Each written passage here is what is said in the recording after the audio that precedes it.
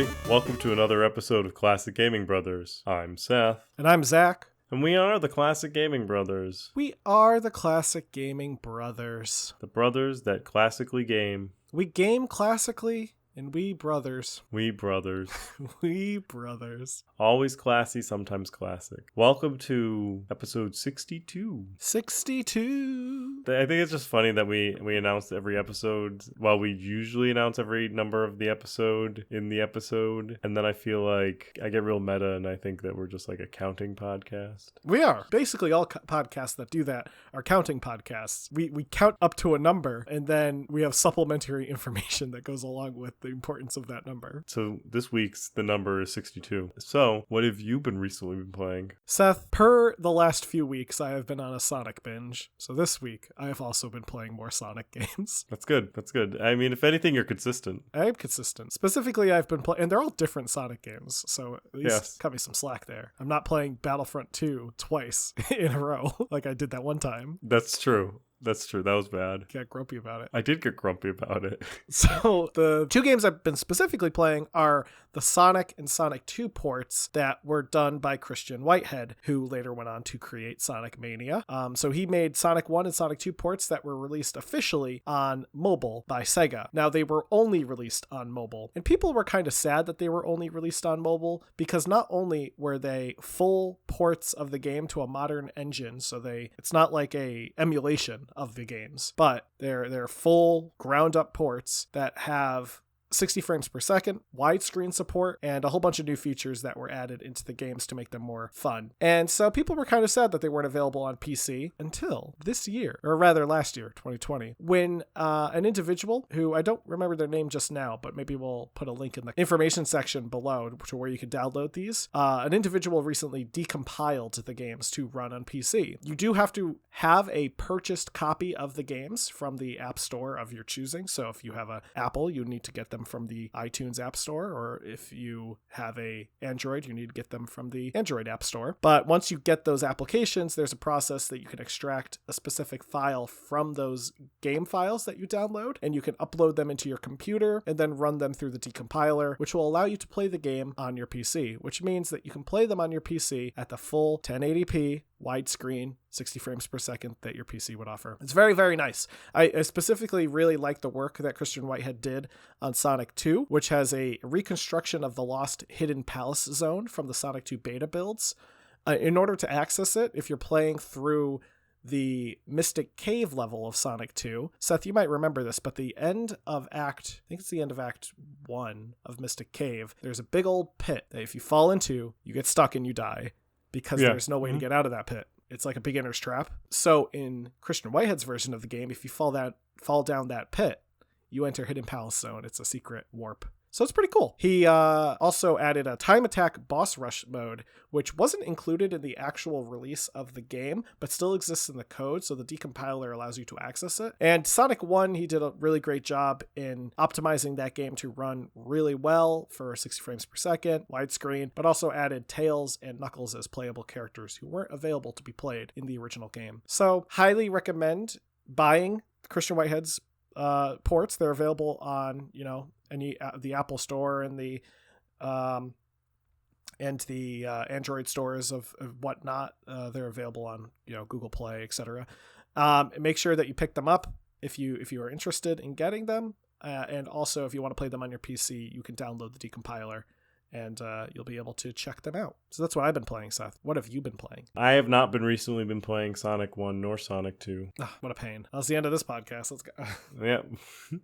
I have, in fact, if you recall, our dedicated listener, many, many episodes ago, I was playing a game called Broken Sword. And there are at least 5 games in the series, not including a fan edition, Broken Sword 2.5. And it's a long game series that follows the characters of George Stobart and Nico Collard, because she's French. Nico Collard. And they go on some wacky adventures. And I really like the game series so much that I finally beat the first one shortly after that episode where I talked about beating it, or around that time, and said in that episode that I was going to play through the series. Well, here we are, maybe 30 episodes later, and I have beaten the second one. Nice. Most recently. I'm very happy. In fact, this is a whole thing. I went to a website called The Completionator, and on The Completionator, you can upload your games that you own into this list. It's cool because it pulls in information about the game and like a little game title, and you can just upload them just by the name of the game, which is good if you have games across multiple platforms or even if you own games that are physical mediums. In fact, if you own games as a physical medium, the Completionator will actually pull the price tag for that game, so it can give you an idea of what your collection is worth. If you own a bunch of just like random games like Zach, like is that it would benefit Zach for him to take his game list and put it into the Completionator to figure out how much his physical games are worth. I own very little in regards to physical games, but I do have very extensive Steam collection and then some collections on various other digital platforms like Origin, Blizzard, which I actually always forget about. And what I did was using Completionator, I tried to pick some games and start building a back catalog because I'm really bad, and I'm sure many people can relate with getting new content and not finishing old content. So then like I'll be like, ooh, a new game, and I'll buy it, and then I'll play for a little bit, and then I will then buy another new game. Especially with games being some of them can be so cheap, can pick up a bunch of really good new indie games for like $5. And you can get like an hour enjoyment, and then you might not even beat it and buy another indie game for $5. Like, it's bad. You can get a pretty good game for a price of a cup of coffee, and you could even get older AAA titles for pretty cheap prices as they go on pretty dramatic sales nowadays. So anyway, I put the Broken Sword series on my back catalog, and I was happy to check off Broken Sword: The Smoking Mirror Remastered. It is developed and published by Revolution Software and was originally released in 1997. It was then re-released as a remastered copy on Windows, and you can also get it for the iOS, as a remastered edition in 2010, and then it is available on Android in 2012, which it follows the story, and it's very like traditional adventure tropes in regards to a story. You have George Stobart, who is a patent lawyer, which is it's exciting. Yeah, very exciting job that he always ends up not doing because he's always on adventures with Nico Collard, who is a French journalist, which makes sense that she's on adventures because she's a journalist. And they team up together to do all sorts of things. They sometimes date, but they mostly try and stop the world from ending. And in this particular iteration of them, the number 2, they are investigating a drug cartel, and they stumble upon a plot to raise an ancient evil god in, I think it's in South America. It's in a city called Quantatora. Okay. And then they have to find these 3 mystical stones, and they have to stop this ancient god from being raised to murder everybody. And it's very like Mayan, South American type situation. Nice. Yeah, it's a fun game. It's a fun little adventure game. It's the last iteration of the Broken Sword the first 2, 1 and 2, is a cartoon animation style with 2D point and click. So the cinematics are cartoon, and then the adventure play is a 2D point and click. 3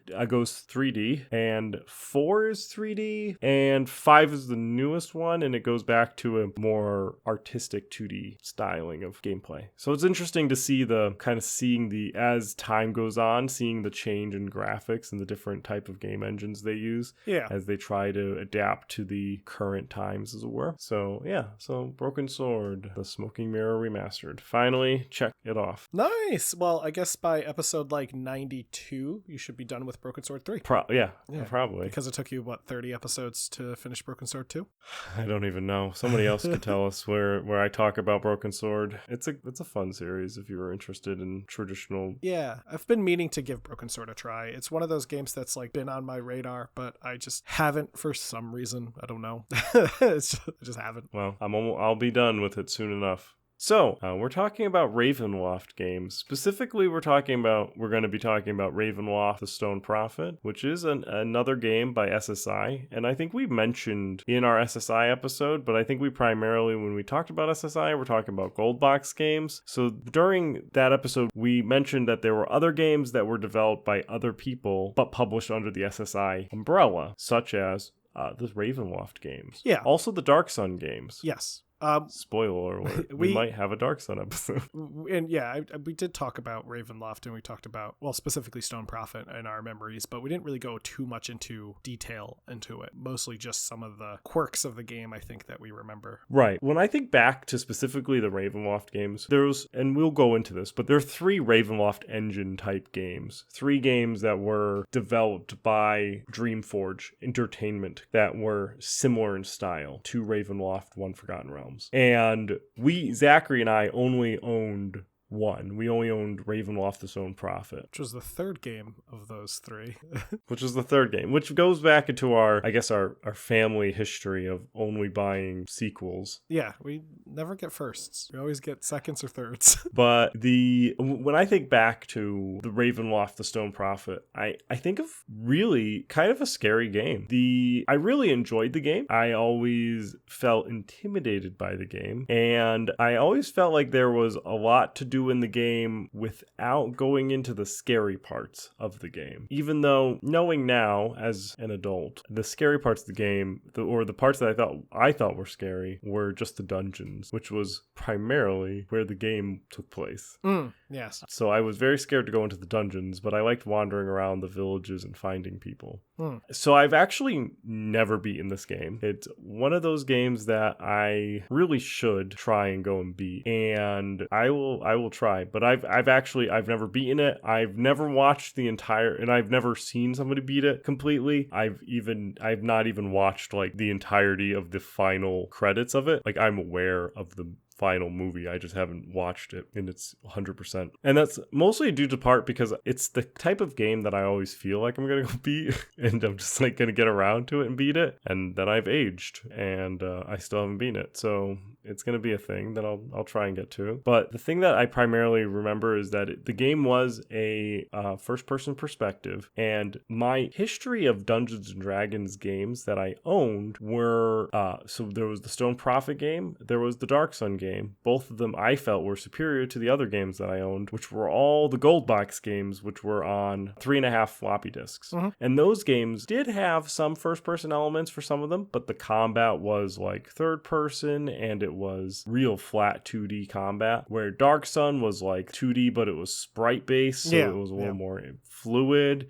And so I was like, oh, this is really cool. And then Stone Prophet was like first-person Dungeons and Dragons, and that was just so awesome for me that I really liked it, and it really threw me into the fantasy world. I'm not even sure if I'm pretty positive that I played Stone Prophet before I played Dungeons and Dragons itself, which is fun in the fact that I really enjoy Dungeons and Dragons and have been playing it for 20 plus years now. And Stone Prophet kind of helped, along with Dark Sun and those other games, really helped me enjoy the hobby, as it were, and appreciate it. Do you have any memories, Zach? Well, yeah, I mean, one of my, probably the strongest memory was that I never played Stone Prophet when I was little. Instead, I watched Seth play Stone Prophet when I was little. So oftentimes Seth would boot up Stone Prophet, and I would sit next to him, and I would watch him play the game. Usually that consisted of him always, I think, creating a new character and starting from scratch. I think I watched him play it multiple times and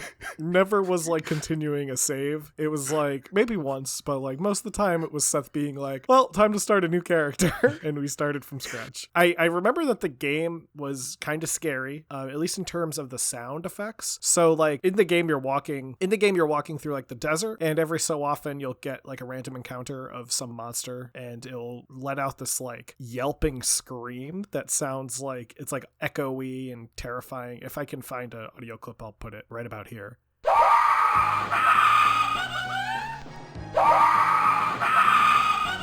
Yeah, terrifying. The vultures and the zombies were terrifying. Yeah. I remember they're still kind of terrifying. There's desert zombies that erupt from the ground. Yep. And then there's vultures that just happen to appear. And I think part of the horror aspect of this, well, the scary part of this game is that jump scare. Yeah. I felt like every monster in that game had the initial noise that it made was just wicked loud. Yeah.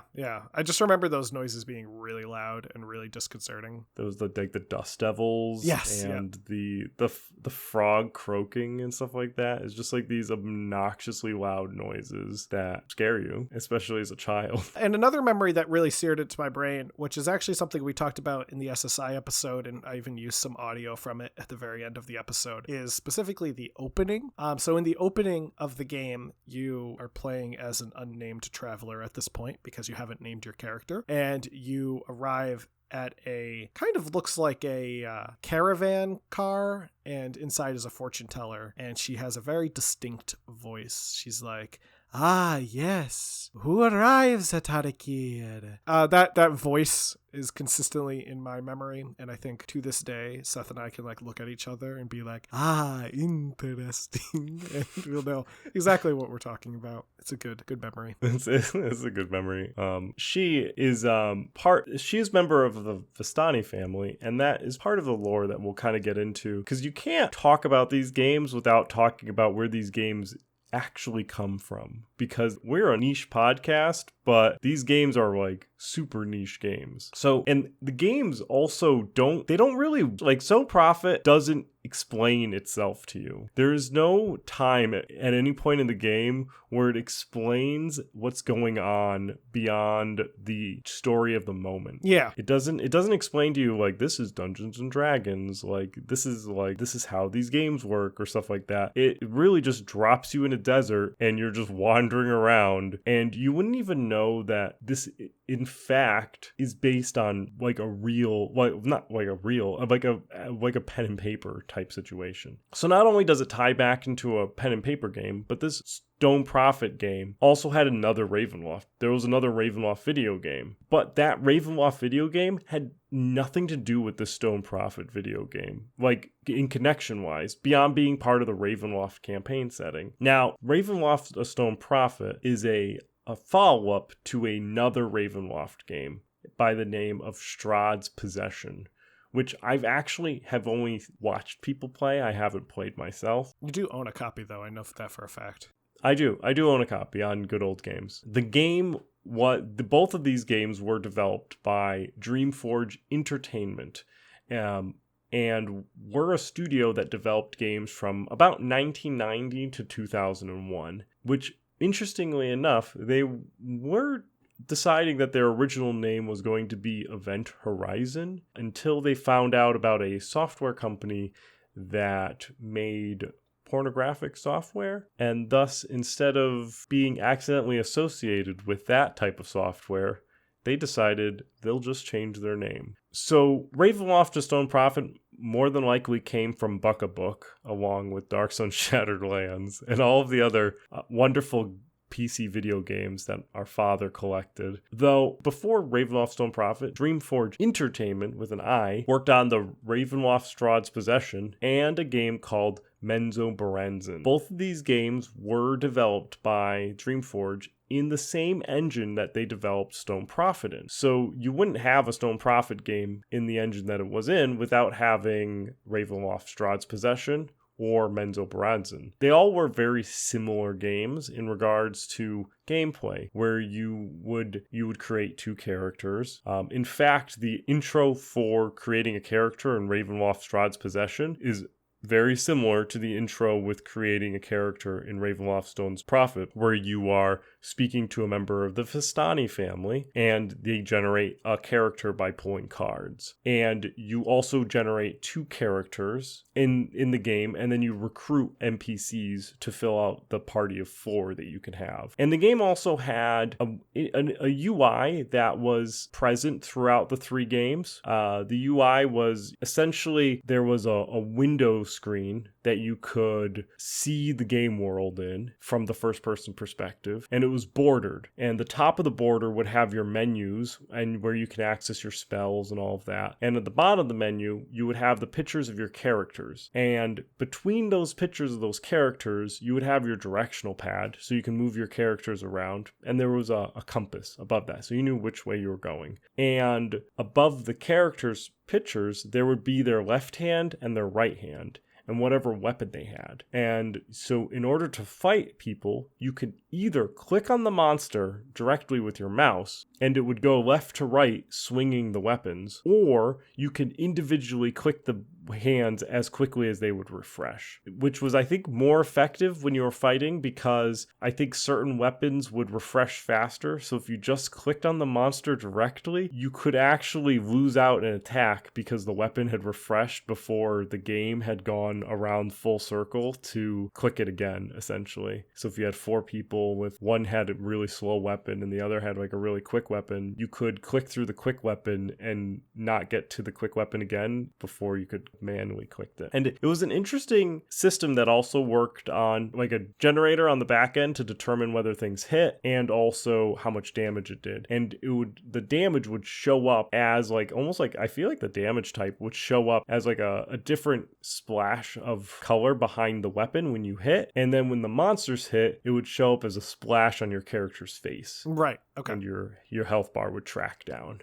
And they all had very similar styling when it came to that. Different games had different, some of it was more streamlined. As we got into later games, the combat was a little more streamlined than it was in I want to say Curse of Strahd, but that's the module. Shroud's Possession. But overall, they were all very, very similar type games when it comes to actual gameplay. Yeah. So as Seth was alluding to earlier, Ravenloft is, for those who might not know, is based on a setting that was introduced in Dungeons & Dragons back in 1983 and is still being published today. So the campaign setting generally ties to go with different horror themes. It concentrates around these pocket dimensions that are ruled by these creatures called Dark Lords. Each pocket dimension is tailored around a specific Dark Lord. These domains exist to imprison the Dark Lords, so when people explore in the realms, they tend to get in and have a hard time getting out. The original campaign setting did have an interconnected story throughout the different realms. However, with the video games, they are separate storylines. In the first Ravenloft video game, Ravenloft Strahd's Possession, it launched with a kind of new 3D computer graphics, which used the game engine Seth's been talking about, the Ravenloft engine. It was created for the game, so hence why it was called the Ravenloft engine, but it looked like an iteration off of an earlier game by SSI, but this time in 3D. This game takes place in the first Ravenloft world, known as Barovia, which is ruled by the Dark Lord Count Strahd von Zarovich, who looks like a vampire man. He is a vampire man. Yeah, but he looks like the stereotypical vampire man. He doesn't look like with the cape. He looks like Dracula. Yeah, well, in Barovia, supposed to be Transylvania. Right. And people may be familiar with Curse of Strahd, which is a new 5th edition module set in the same world. There's a listing of Dark Lords. There's more than just 2 Dark Lords. I figured. There's a pile of them. Pile of Dark Lords. There's just one Dark Lord that I feel like everyone needs to know, and his name is Malingo. He is essentially a puppet, and he is in the module The Mask of the Red Death, which is not a video game. He essentially drove his creator, the toy maker Giuseppe, mad and enslaved him to make more marionettes, and he garnered the love and adoration of children whilst murdering all the adults because they would not believe he was real. He's evil Pinocchio. Yeah, he is definitely evil Pinocchio. He can't possess a human body, though. He'll never be a real boy because he's a Dark Lord, and all the Dark Lords. So that's also like a thing. The realms are like prisons for the Dark Lords, but they all have a fatal flaw where they can't do the thing that they always want to do. So like this Pinocchio character can't possess human bodies, and Strahd is trapped in Barovia, and even death cannot free him from it. He can never truly possess the reincarnation of Tatiana, his brother's wife, who he was in love with. So sad. So the next game to use the Ravenloft engine is a game called, as Seth mentioned, Menzoberranzan. This one is not set in the Ravenloft campaign setting. Instead, it's based in the Forgotten Realms setting. Menzoberranzan being the city where this character comes from. Dritz Duarden is one of the major characters. Just 2 years earlier, in the 3-book set called Menzoberranzan, the famed city of the Drow, which was worked on by Ed Greenwood, R.A. Salvatore, who went to my college, and Douglas Niles. After this box set came out, the game came out, so the game obviously tied back into it. The game ended up playing more like a hack and slash and didn't have a strong story to back itself up, and we'll get more into how people felt about that later. Finally, we come to the greatest game ever made in the Ravenloft game engine, and that is Ravenloft: The Stone Prophet. This game is also, once again, set in the Ravenloft campaign setting, unlike Menzoberranzan, which was set in the Forgotten Realms campaign setting, as Zachary said, but set in the same campaign setting as Strahd's Possession. So technically, Strahd's Possession and the Stone Prophet exist together in some weird universe. Though Ravenloft: The Stone Prophet is based on a module called A Touch of Death, which is funny because if you go up to somebody who is familiar with Dungeons and Dragons and you ask them about Strahd, or if you ask them about Ankh-Poptep, they are going to probably know Strahd more intimately than Ankh-Poptep, who is the Dark Lord of the Stone Prophet, because they recently released a version called Curse of Strahd for the 5th edition Dungeons and Dragons game. So recently Ravenloft has been kind of getting a little bit more familiarity, especially Barovia and especially Strahd. Being the first Ravenloft game, the Strahd brings a certain gravitas to the game in the world, where A Touch of Death was just another Ravenloft game. It was part of a 6-part multi-story in Ravenloft, but it wasn't forced to be in that 6-part story, and you can actually run the module independent of that 6-part story. It's just a world in Ravenloft, which is why I think it's funny, because Stone Prophet is probably more recognizable than the module that it's based on, which is A Touch of Death, because it was the more successful of the Ravenloft game engine games. However, Strahd's Possession,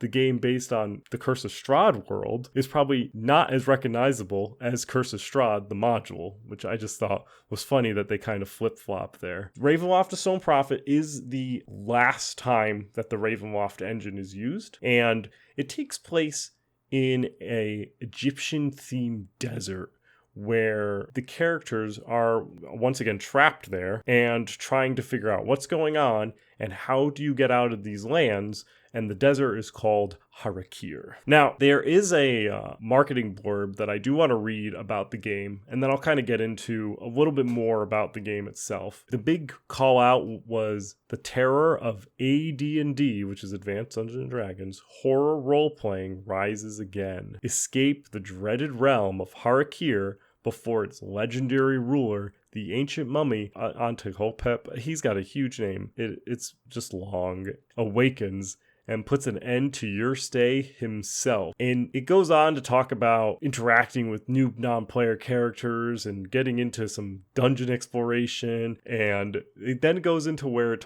says, new tactics make combat more challenging. The ability to fly adds even more intensity to battles, which I didn't even know. I knew you could jump in the game. I didn't know you could fly in the game. And I don't remember, I played this game a lot. Yes, I haven't beaten it, but I didn't remember flying a lot. Plus, a new spell management system enhances real-time playability. High-resolution VGA graphics deliver super VGA performance, which means you get killer graphics without a super VGA card, which I think is just fun. I think that they're like essentially being like, this game looks good without having to have more money sunk into your computer system. And it finally add the eerie digitalized musical score and sound effects, and you'll be wrapped up for hours on end, which is true. The music and the sound effects were very, very eerie. The Stone Prophet, like all these games, are computer role-playing games or CRPGs, and you build your character through the card system of the Vistani member pulling the cards, and you choose all sorts of attributes such as your class, your race, the stat, and you also get to pick a fun, weird picture, and the pictures that they have for these characters are great. What I love is that they are also the same for Strahd's Possession, so you could play the same character with they have just one has a doofy looking hat, one's got this gigantic mustache, They are just perfect for this world. And because you play in the desert, there are some fun game mechanics that go along with that, which include having a thirst meter.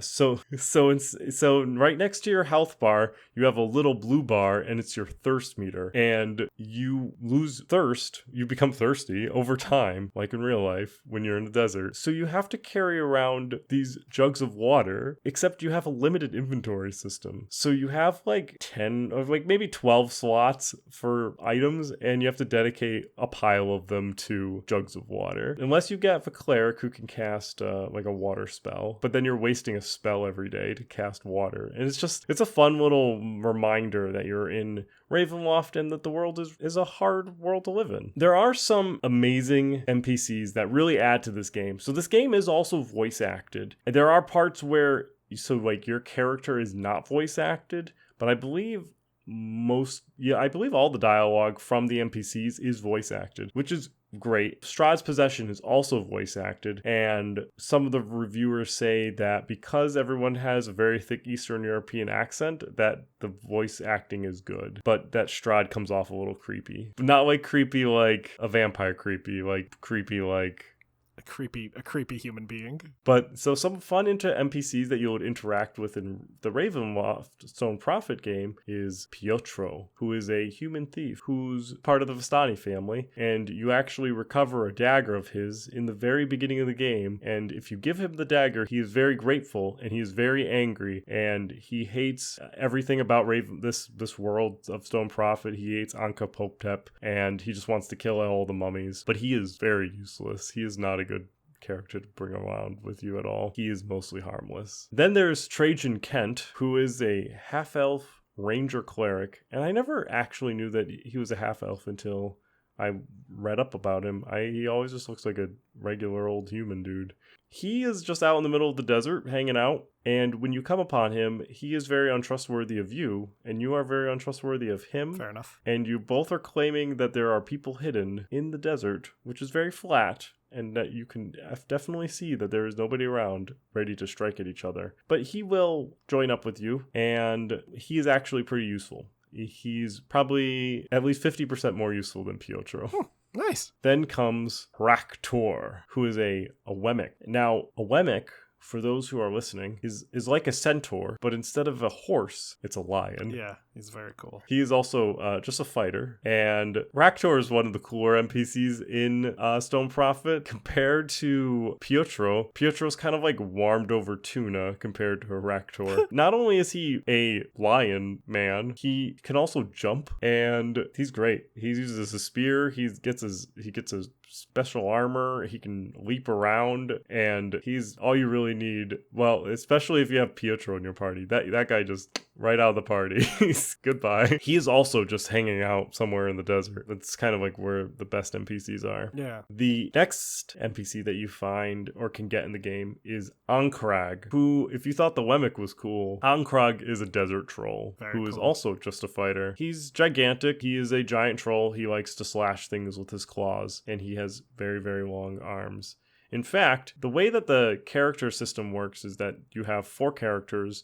You can get 2 in the middle and 2 on the side. The 2 in the middle are technically in the front, and the 2 on the side are in the back. And so you need to have like a long reach weapon to hit someone from the back of the party. Right. Except if you are Ankrag, you can hit everybody from anywhere with your giant claws. He's a big boy. He is a big boy. He also regenerates his health as long as he doesn't have fire damage on him, which, spoiler alert, you're going to receive a lot of fire damage in this game. But he doesn't need to drink water because he's a desert troll, so he doesn't actually like water. The final 2 NPCs are 2 NPCs that I've actually never played with. One is Gloranthia, who is an undead paladin.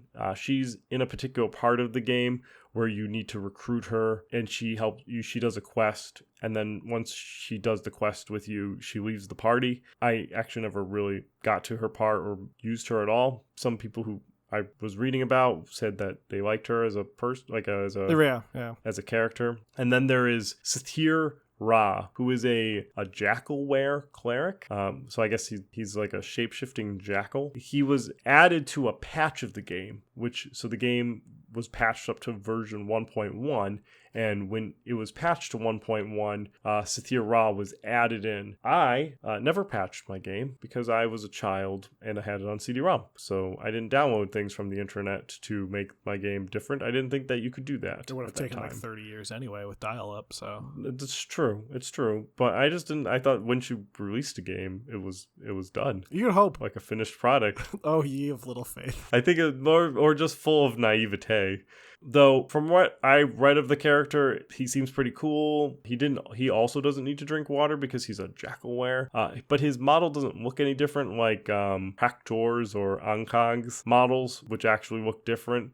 His just apparently looks like a dude. And it's unknown whether or not, like, I don't know. I don't know if he can actually shapeshift or not, but he's in there. Cool. It would be cool. I like shapeshifters. They're some of my favorite kind of characters. So, how were these games received? Well, let me tell you. So, Strahd's Possession was received pretty positively. PC Gamer US said that it was quote-unquote one of SSI's best AD&D based releases, packed with character and being very nicely put together. Another reviewer at the time found it quote-unquote cleverly designed, well plotted and atmospheric, but there was criticism that fell onto the overall UI of the game. One critic stated that the interface was an exercise in quote-unquote despair and frustration, which is a very very mean thing to say about the UI. It's just despair. Strahd's Possession was though nominated for Computer Gaming World's Role-Playing Game of the Year award in May of 1995. I don't believe they won it, but they were nominated, which was nice. Ooh. And people of Computer Gaming World remarked that the game was really nice in terms of the subject matter, and they really liked the 3D look, which was kind of a new thing at the time. Right. On the other hand, Menzo Baranzan initially received some fairly mixed reviews. Computer Gaming World, who loved Strahd's Possession enough to have it be nominated within their Game of the Year award, heavily criticized Menzo Baranzan, calling it a disappointment. They noted it did have some nice features, but they quote said, "Nice features must be supported by a strong story."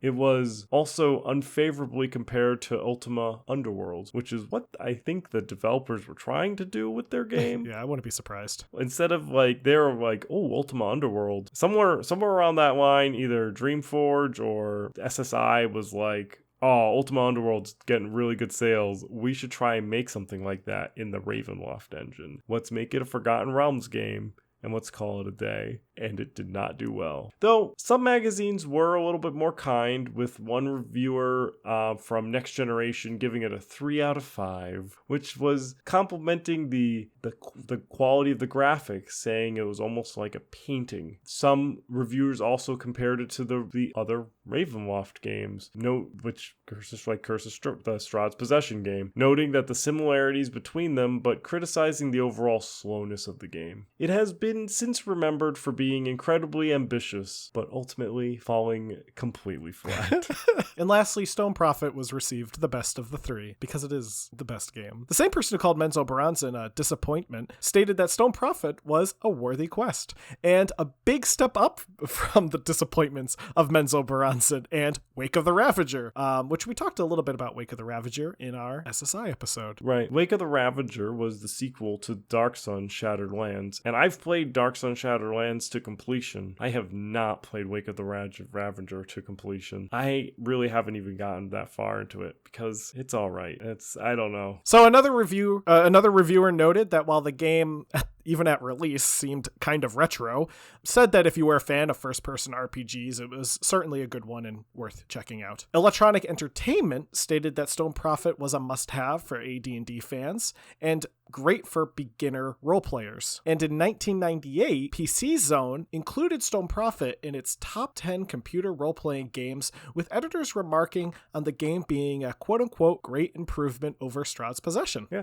Overall, Ravenloft Stone Prophet is and I would go back to where Electronic Entertainment saying that it's a must-have for AD&D fans and beginning role players. I think that's obvious, like evidently truth for me. Ravenloft Stone Prophet truly helped me really appreciate Dungeons and Dragons for the mystery and the lore. And I think part of that is also because the game doesn't really it just presents things to you like facts. So it doesn't explore like, where do dwarves come from? They're just like, there are dwarves in this world. Or like, what is a Wemmick? They don't say, oh, you find this Wemmick, and your characters aren't like, oh, what is this? They're not they're just like, oh, it's a Wemmick. And you're like, why don't you join our group? And I'm like, this guy is half lion. Like, why is he joining our group?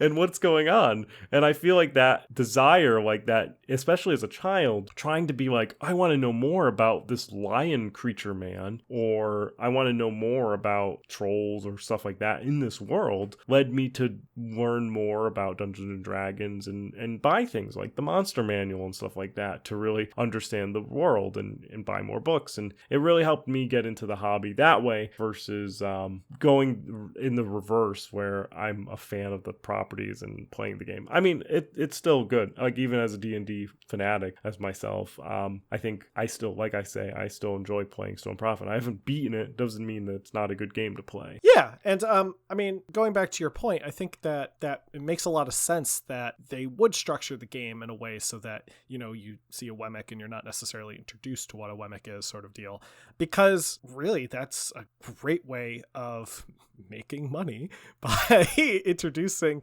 something that might pull in new players into something that gets them invested in it. As Seth was talking about, you know, he would later go out and buy the Monster Manual. That right there is another couple of bucks going toward the license holders. So it's you know, definitely, I think, an intentional thing on their end. But at the same time, I think that's like, and not from a kind of cynical perspective of being like, well, of course they did that, it gives you money.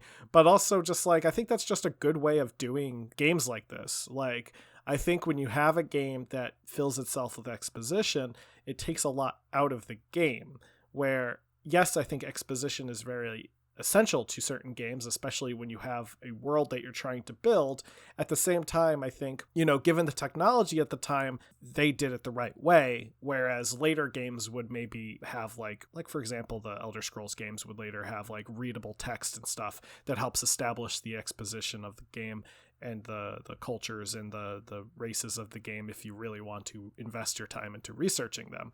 So, I mean, I think if a game doesn't bombard you with exposition on what a certain character is or what they are, what they do, why they're here, blah, blah, blah, I think if they don't do that, it helps you keep you in the game longer and it doesn't make the game feel like a bore. Well, and that's our Ravenloft episode. That is our Ravenloft episode. Talk mostly about Stone Prophet, but we do talk a little bit about Strahd's Possession. To be honest, I know I say this all the time about we're going to come back and talk about.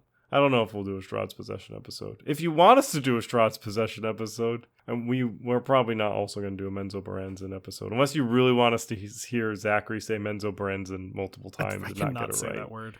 I'm going to disappoint all of our D&D fans, and I know it. Menzo Berenzin. In my defense, I don't play D&D as much as Seth, and I'll say that as many times as I can to earn the trust of our loving fan base. That's true. And you also didn't read a good portion of R.A. Salvatore's catalog. So anyway, to move along with this pod, let's talk about what we're excited about buying, waiting, or passing on. Yes, let's do just that. I'll go first because why not? Why not? So, fun fact, the Steam Game Festival is going on till February 9th, which is a cool time where you can check out some downloads and some downloads. Of course, you can check downloads. You can check out some demos of games. You can see games that are coming up the pipeline. And I saw a game which was funny. As I was doing this episode, I actually did what the game did not want me to do, and that game is called Don't Forget Me, and I definitely forgot what game I was doing as I was reading through this episode. Well, we were going through this episode, I was like, what am I buying, waiting, passing on? I completely forget, and it's Don't Forget Me. Don't Forget Me is a game that was developed by the Moon Pirates, and it is a jazz punk adventure game where you dive into the memories of your patients and try to unwrap their minds, all while uncovering a dark conspiracy. So I downloaded the demo. I didn't get a chance to play it before recording the episode, but I'm gonna check it out. It looks cool and looks kind of like a cyberpunk dystopia future psychiatrist. Yeah.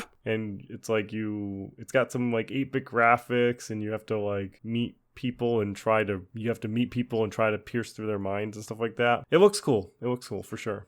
Nice. That sounds cool. What about you? Well, what are you going to buy Way to Pass on? I'm going to wait because I'm going to wait until I play the demo to determine if... I mean, Smart. I haven't played the demo yet, so if I play the demo and don't like it, then I'm not going to buy it. So I'm going to put it down as a wait. So the game that I am waiting or passing on is Stay Out of the House, being developed and published by Puppet Combo, which is a great name for a company that I've never heard of. They describe the game as being an edge-of-your-seat stealth horror game as you escape a house that cannibal serial killer lives in. And they say that it's being inspired by VHS-era slasher movies and PS1 survival horror. Now, Seth, I really like VHS-era slasher movies and PS1 survival horror. So this game seems right up my alley. I really like the aesthetic of the game. So currently there is a demo available because of the whole Steam Game Festival thing going on until the 9th. So I'm going to download the demo. But in regards to how it looks, it uses kind of blocky PS1 style graphics that are very similar to like Resident Evil, the original, or Silent Hill. And it kind of has that very like low quality, almost I would describe like lo-fi 3D that the PS1 kind of gave out. Also, it has some fun filters on it to make it feel like you're playing on a CRT, which is always nice looking. But it seems to be a very cool game, despite the obviously low quality of the graphics, the intentional low quality graphics. It seems like a very immersive game where you can like, I think I saw in the trailer, you can go to like an arcade and play arcade games in the game. So that's always a fun little thing. So I'm definitely going to put it down as a wait, similar to you. I'm going to download the demo. I'm going to give it a shot, and then I will see if I like it. And if I don't like it, well, I'm not going to buy it. That's a good strategy. Both of these games are to be announced in regards to their release dates. Yeah. So who knows? These games might be a long way off, but if you listen on Sunday and it is before the 9th of February, you can go download the demos too, which demos are free. All right, so that's the episode. That's everything. So let's say you have some questions about how to listen to our podcast, how to reach out to us, or how to support our podcast. I'm going to break down those things right now for you, for the people listening at home. If you want to listen to the podcast, good job. You did it. You listened to the podcast. That's it. We make that joke every time, but seriously, if you want to continue listening to us and you want to let people know where to listen to us, I guess we should say, we are available on all the major podcasting applications out there: Spotify, Stitcher, iHeartRadio, Amazon, iTunes, CastBox, all of them. Everyone that you can think of. And if there's one that we're not on that you think we should be on, let us know. We'll try our best to get on it. We are also available to listen to on our website, classicgamingbrothers.com. If you, however, while you're on our website, classicgamingbrothers.com, and you want to get in touch with us, you can go to the Contact Us section. You can fill out the contact form and send us over a contact form. It goes to our email, which is our classicgamingbrothers@gmail.com email, or classicgamingbrothers@classicgamingbrothers.com email, same email. So send us over an email and you'll be entered into a chance to win a game off of our list of games that we have, PC games, and you'll also be entered into the chance to win our announcer from our Christmas episode's voice on your home answering machine. We will really try our best to do that. You can also contact us via our social media. So if you have a Facebook, an Instagram, or a Twitter, you can go to Classic Gaming Brothers at Facebook and Instagram, or you can go to CG Brothers Pod on Twitter. You can follow us, like us, subscribe to us there. But you can also send us messages through those platforms, as all of them have messaging functionality. So if you message us there, we will do our best to get back in touch with you as soon as possible. You can tweet at us, tag us on stuff, hashtag Classic Gaming Brothers, whatever that does. Get us trending. Number one in the United States. We also have a Twitch. So if you go on Twitch, you can communicate with us via the chat there while we're streaming. It's twitch.tv/Classic Gaming Brothers. We don't have a schedule, but we do have a Twitch. We do have a schedule for our podcast. If you want to support us, well, you can like us and do all the stuff that you can on via our social medias. You can ring bells. Really, the best way to support us is just by listening to the podcast and passing it along to your friends. Let them know that you listen to this podcast, you like the podcast, and you want them to listen to it too so that they can enjoy it. Tell 3 friends is what we always say, because if you tell 3 friends, it means you like something. If you tell more people, it means you don't. So do that. And then also, if you want, you can buy our merch. We have some merchandise on our website, classicgamingbrothers.com. Be sure to check that out. We have a t-shirt and we have a mug, which has our faces on it, our beautiful faces that were designed by our great artist who also did our banner that's for our Facebook page. So that's everything. Seth. Don't play games like my brother. Don't play games like my brother. I've been Seth. And I've been Zach. And we've been the Classic Gaming Brothers. That's my cards. Show me the way. Chaotic neutral, you say? I think we can just